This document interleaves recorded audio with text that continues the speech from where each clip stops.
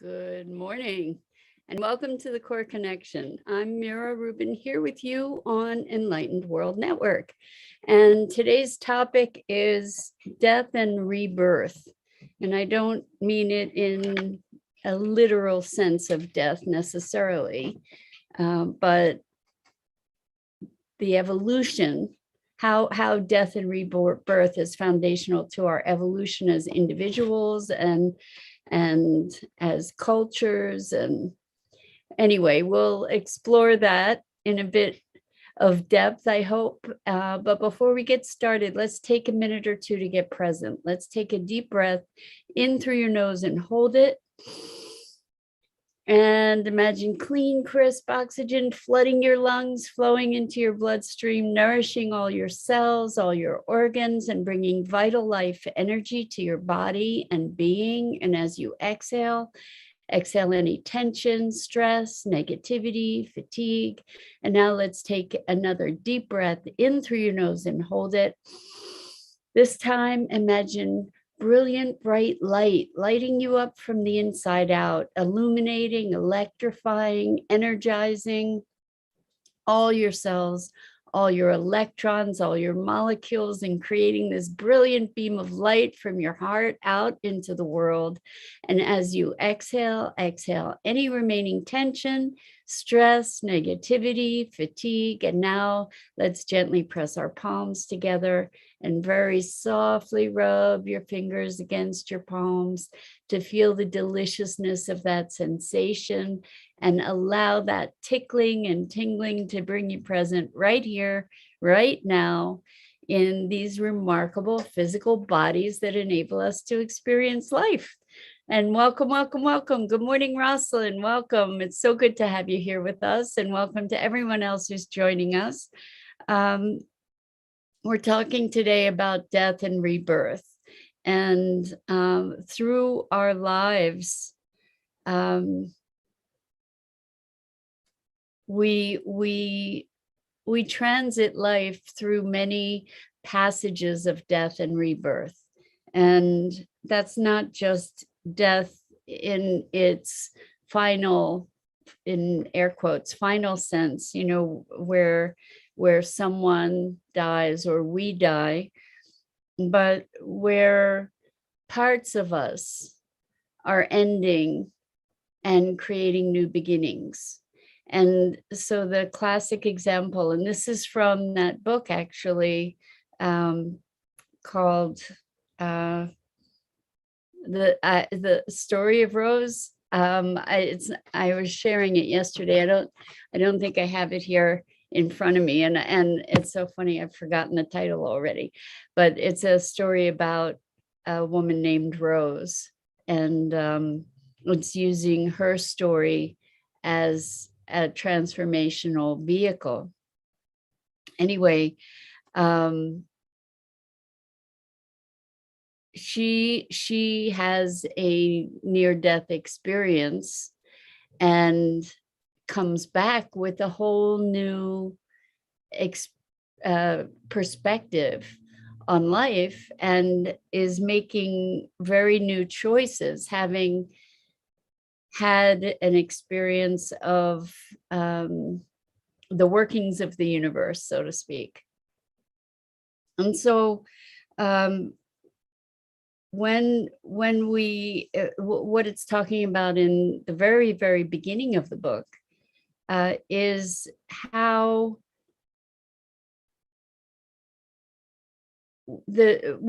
thinking of the butterfly, you know, the caterpillar has to die in order for the butterfly to be born. So throughout our lives, we're releasing parts of ourselves in order to birth ourselves into our greater potentials.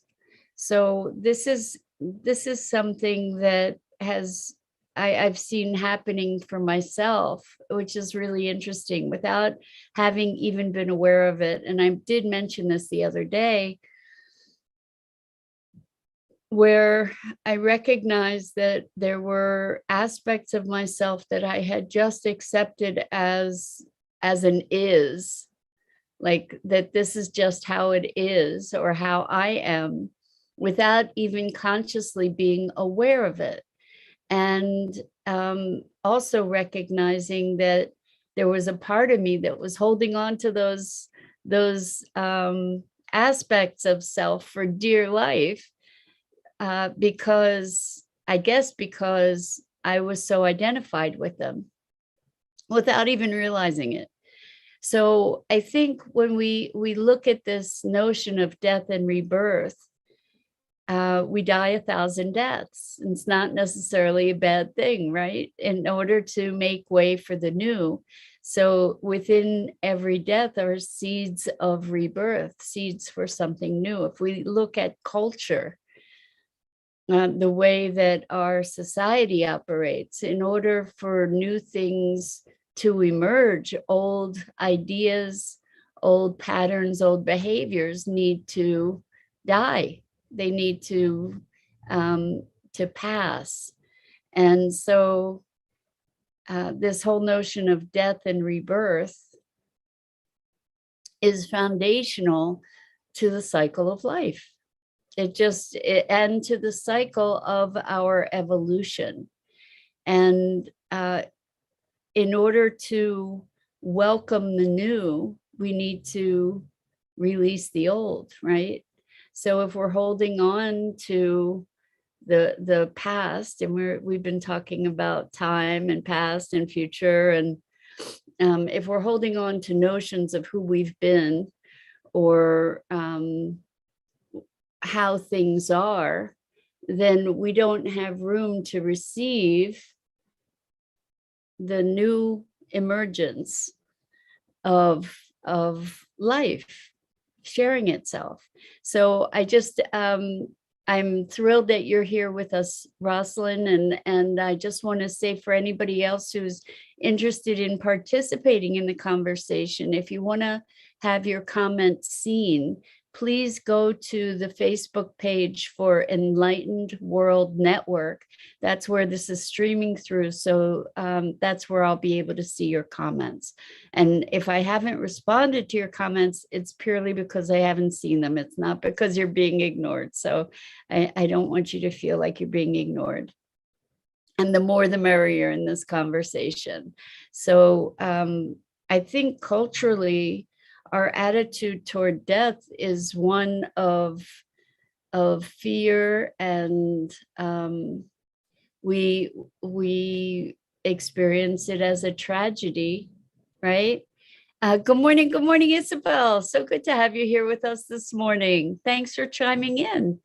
We're talking about death and rebirth, and more metaphorically than actual death and rebirth, but while we may, I did just now start to talk about our cultural relationship with death. You know, in Western culture, at least in the US, for the most part, death is avoided at all costs. I mean, look at our medical industry trying to keep a heart beating, regardless of the quality of life.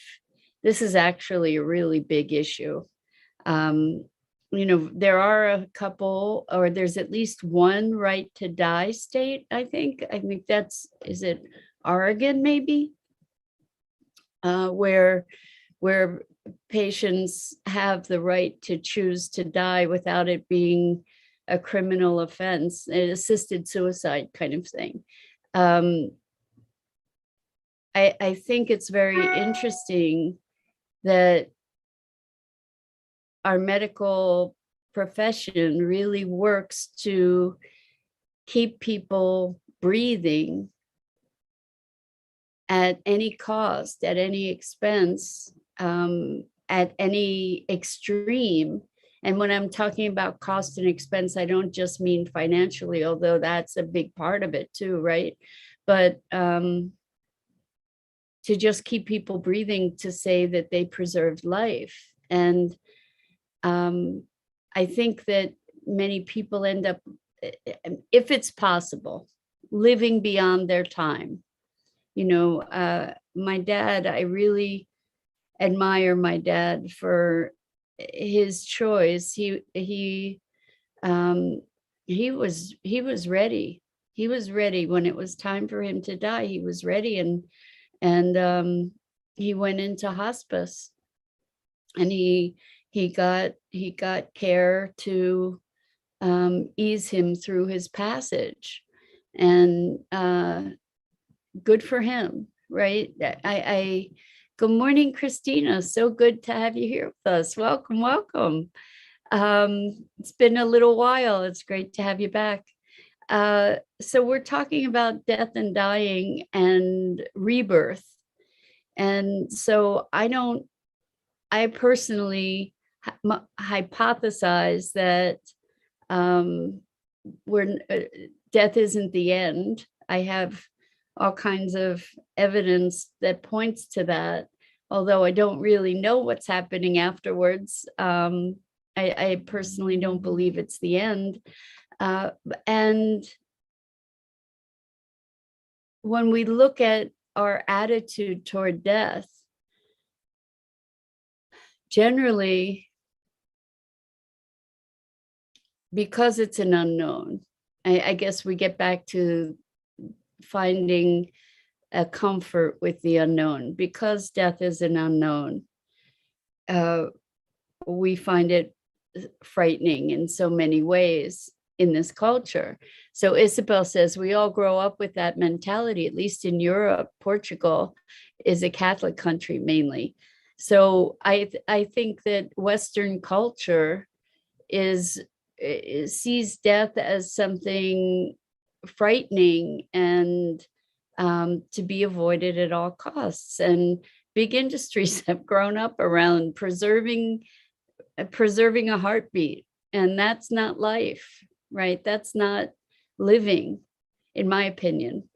I don't want to be perpetuated when my time comes to die. I know that there are cultures where when it's that time, someone would wander off into the wilderness and make peace with their death and their transition. I know a lot of people are talking about death these days as a transition.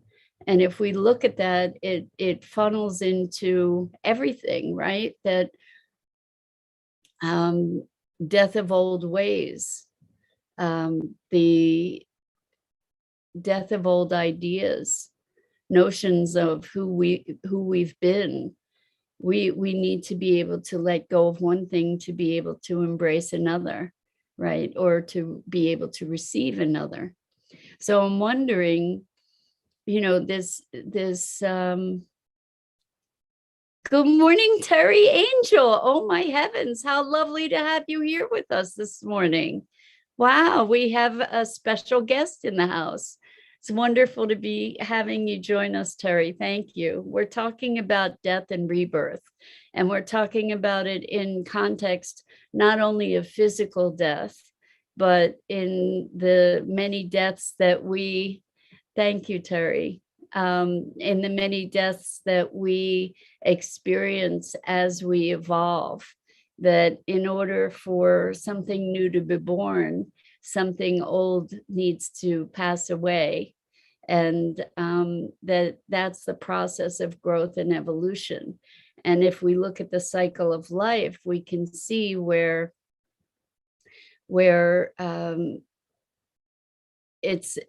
is integrated. If something dies, it decays, it feeds the soil, it feeds other systems that then grow forth from that nourishment that death provided, or that transition. And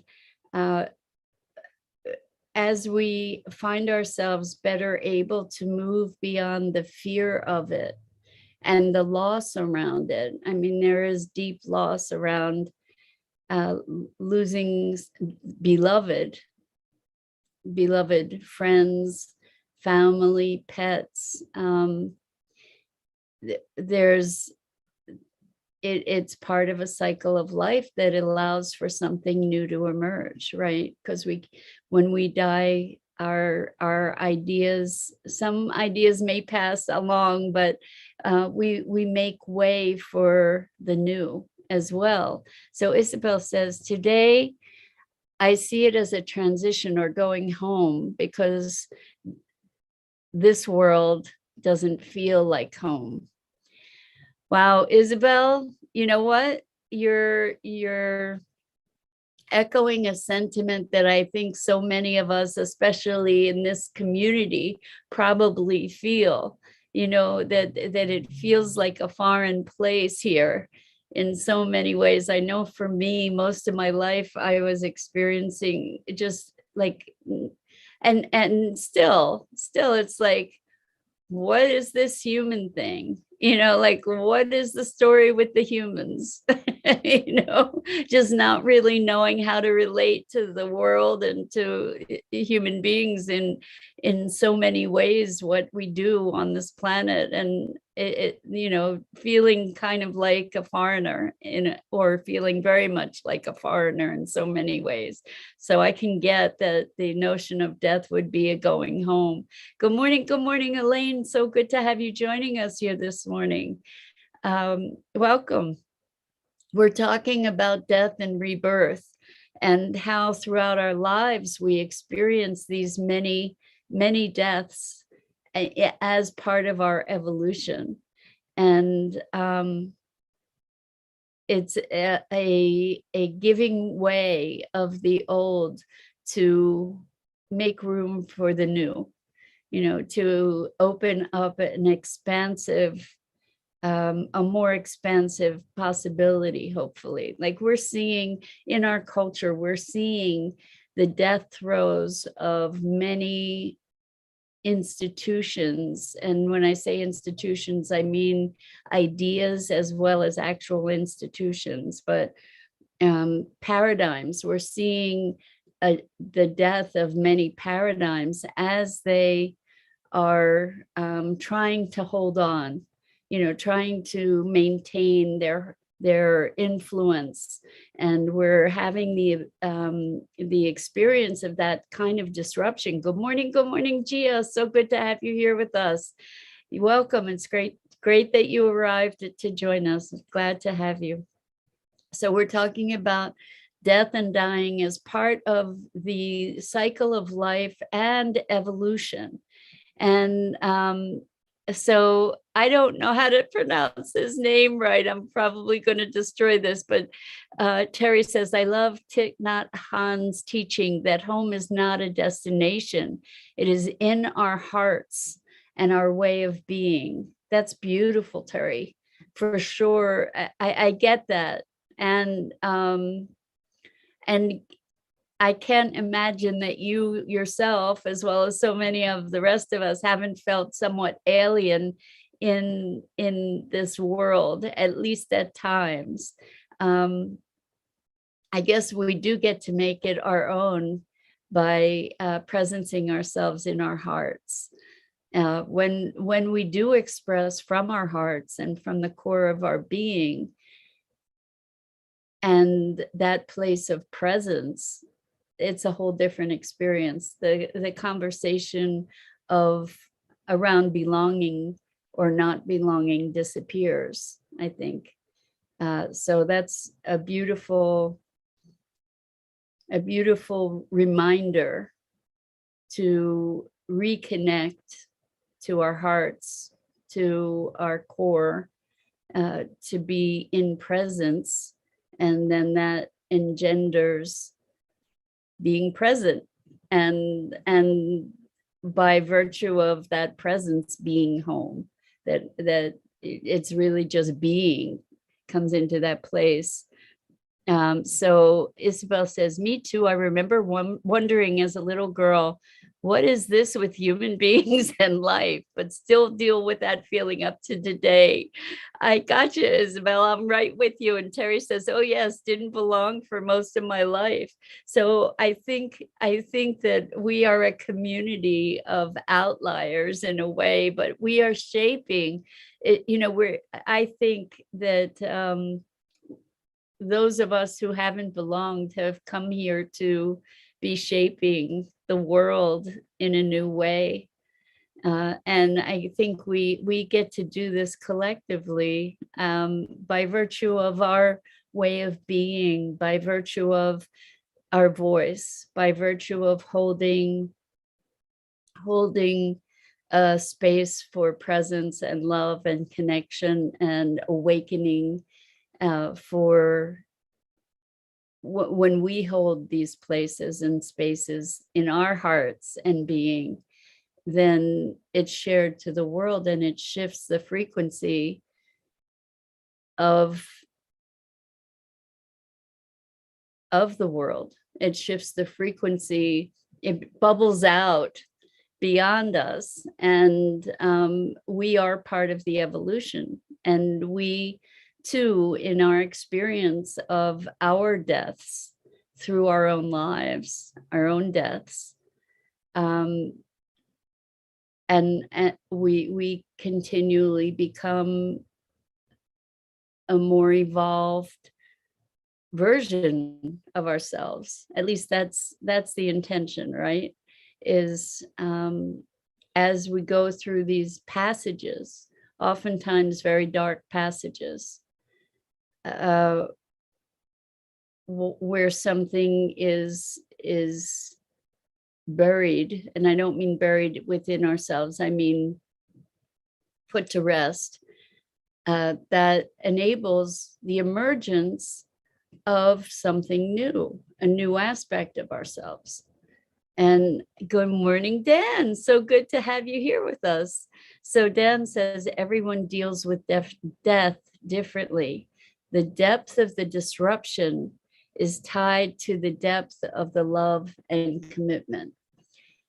That's a big one. That's a big one, because how deeply, I think that might even be an oversimplification, because I know that there's so much pain when we love someone deeply, and that makes it leaves such a hole in the heart, and such a depth of sorrow. And there are people that we have very complicated relationships with that in their passing, it also has very far-reaching ramifications or far-reaching impact in our hearts and souls as well. So I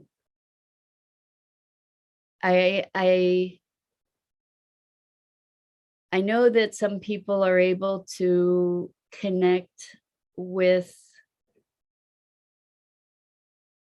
a space of love and connection, actually, with someone who's passed, that enables them to be in more continuous communication, so that the death is not the end.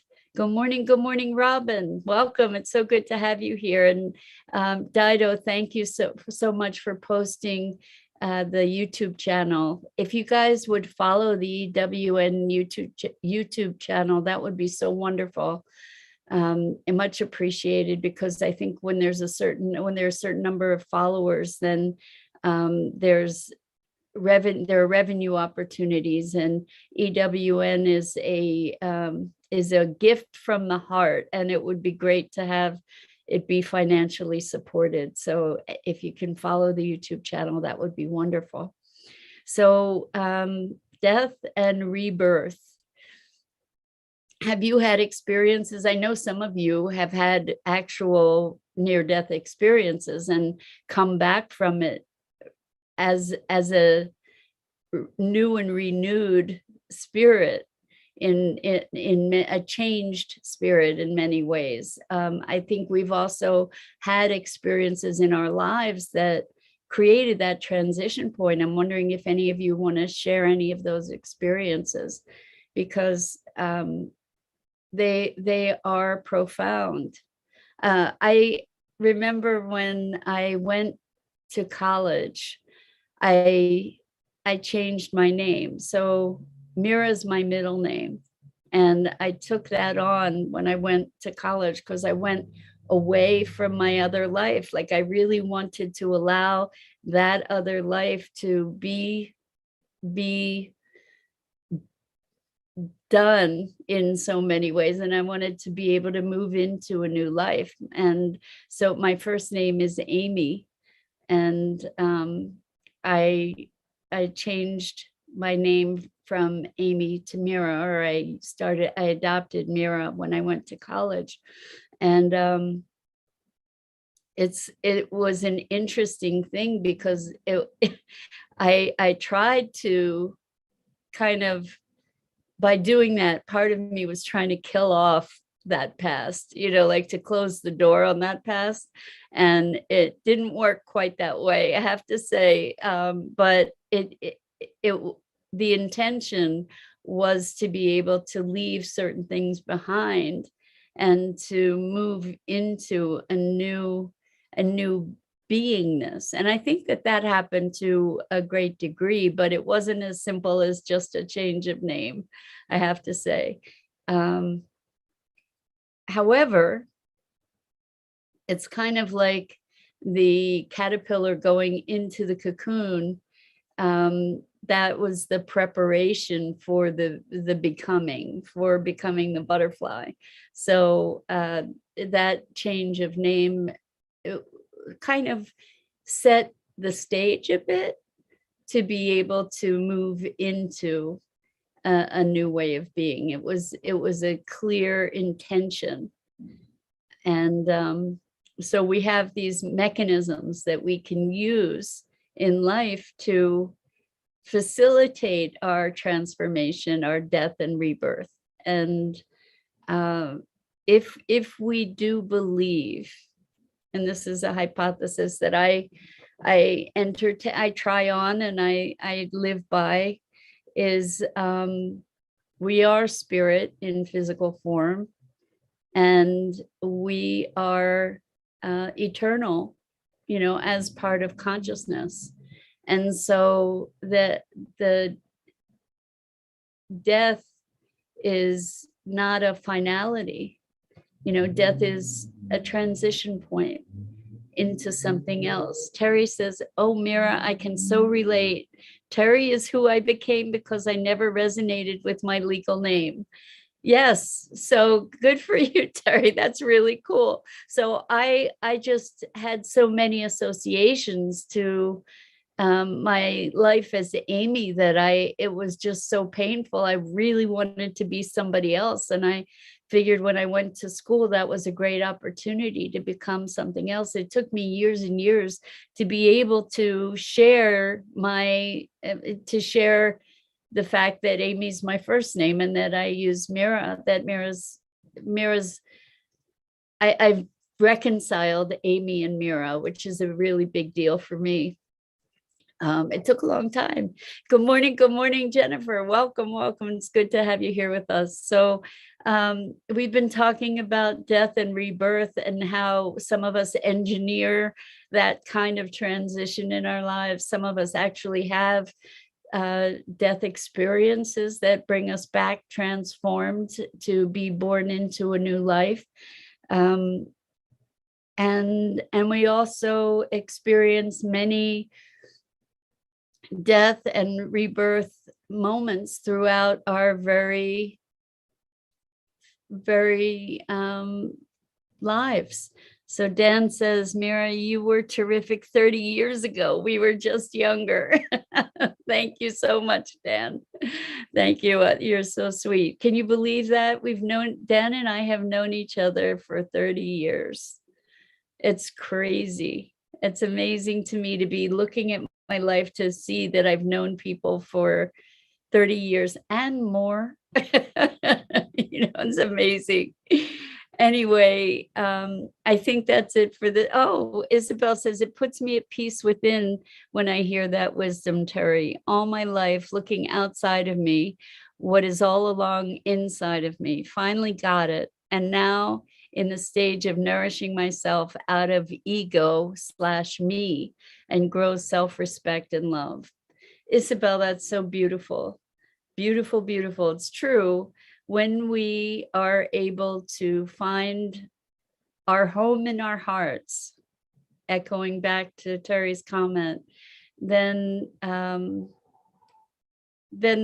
life itself becomes a much, much more joyful, fulfilling experience. Rosalind says it could take something dramatic to shake up someone's status quo, exactly, to make them change course. A death rebirth can do that, absolutely. And maybe I'm really talking about that thing being a death and rebirth, actually. And so Rosalind says, is there an element of uncertainty or feeling unsafe when transitioning? Well, I think so many of us have a fear of the unknown. And that's what I think is at the core of our fear of death or our fear of change. People, and I remember years ago, I was dating someone and I was really unhappy. And I actually remember saying to myself, and I'm so glad that this is not who I am, or nor have I been for years, but saying that even though I was unhappy, the devil you know is better than the devil you don't, right? Like that at least I was with somebody. And so it was a fear of not ever finding another person to be with, or, not ever finding another companion, or not ever finding happiness. So at least this was familiar. It was a really sad place to be, to be settling in our lives. We get to create our lives to be something magnificent. We really do have that choice in every moment. And that's what we were talking about yesterday, as far as evolving from the future. And really, that's what we're talking about today, is death and rebirth, allowing the aspects of ourselves that are no longer useful, or that don't serve our evolution, that don't serve our highest potential, to allow those things to pass, to allow those things to recycle into the nourishment and the support for the emergence of something new. And it's all about our growth and our evolution. So with that, I think I'm going to call it a morning. And I want to say thank you so much for your participation and for being part of this conversation. It means everything to me. You light me up, and I love the opportunity to have this kind of engagement with all these different ideas. So that's it for this morning. I'm Mira Rubin. This is the Core Connection, and I go live each weekday morning at 9 a.m. Eastern on the Enlightened World Network Facebook page. It is such a pleasure and privilege. Terry, thank you. Thank you. I love you too. And Elaine says, rebirthing is an opportunity to return back to the one true self, to remember who you really are beyond the conditioned mind. Perfect. Perfect way to end the morning. And Isabel says, thank you. I love you. And it's mutual, Isabel. So until next time, lots and lots of love.